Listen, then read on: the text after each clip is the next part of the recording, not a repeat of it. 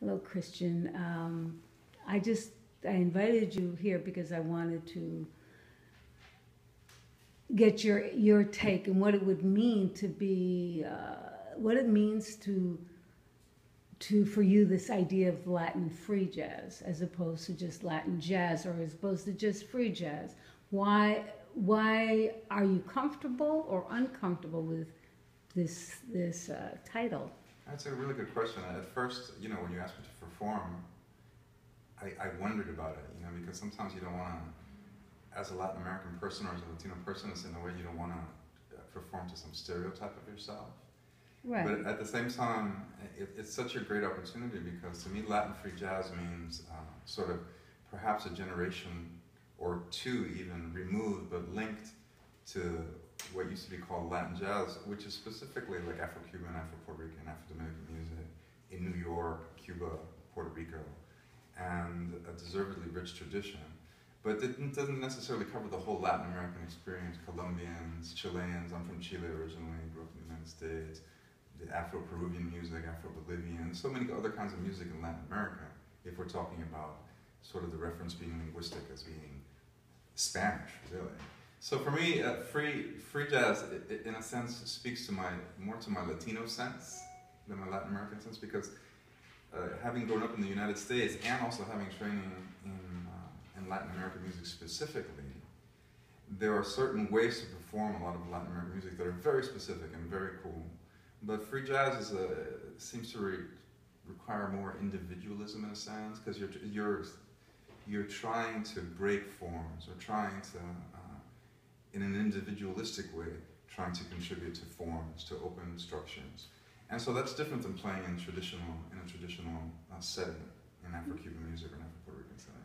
So it's a really great opportunity because, it points to the identity of new generations of immigrants, I think, who are as equally influenced by African American and jazz music as much as by Latin American music, which they grew up with perhaps in their homes. So it's a great opportunity because it challenges the old stereotypes of what Latin music are, and it also points to sort of a new reality and a new creativity for artists like myself. Yeah. So, well, that's great. Is it important? I mean, like, is it important, the idea of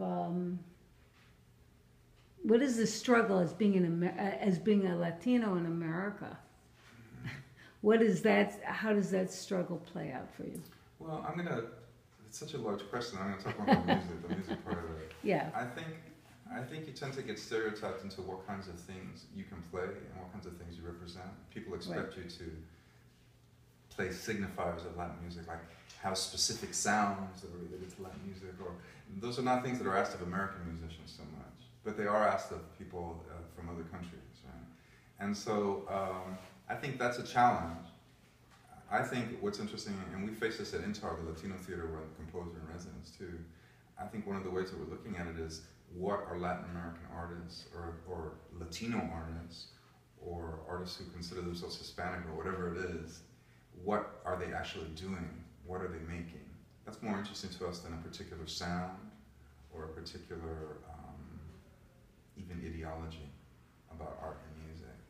At the same time, it also opens up the concept and includes people who are not Latin Americans who want to experiment with Latin American forms and instrumentation, which is cool too. I would say that that's also, that can also be Latin free jazz if it's done respectfully and with. Yeah. Because the right amount of research, Well, is research enough? Is there what is this idea of authenticity? What is that? How do you feel about authenticity? Well, that's a very loaded question for me, and I have training as an ethnographer, so it's very specific, so I kind of have an ideology about it. Authenticity is a problematic word because there are always groups vying for authenticity. To me, when I hear authenticity, it's about interests. Who gets to represent, who doesn't. And that happens a lot in the Latin American community too. It's like, who gets to say that they're Latino? Who gets to say that they're not? For me, I don't think so much about authenticity as much as I look for and listen for some kind of honesty, and that's kind of an ineffable quality. But I think that I can feel it when it's real, and when it's not, and when it's respectful, and when it's not. Okay. And that works for me. When I feel like something, even when something fails, if it comes from the right space, which is more like a space of the heart, then I can live with that, you know. But when it comes from a total disregard and disrespect, that I can't really deal with. So for me, authenticity, I wouldn't use the word, for me, I don't use authenticity, but honesty is a quality I look for in any art, not just music, actually, in any artist. I think I concur wholeheartedly. So is there, just to wind this up, is there something that you want to specifically add to Well, this? I'm excited to be playing with J.D. Parent on winds and Satoshi Takeshi playing drums. Actually, the first time I saw Satoshi he was playing Afro-Colombian music at the American Museum of Natural History when I first came to New York. And so he knows all of that stuff, and he's produced Latin records, and he plays free music, and he's an orchestral drummer. So I think it's going to be really interesting because thematically, the festival is very specific, so I'm wondering what that's going to bring up in us, in our improv, in our structures that we're going to use for that evening.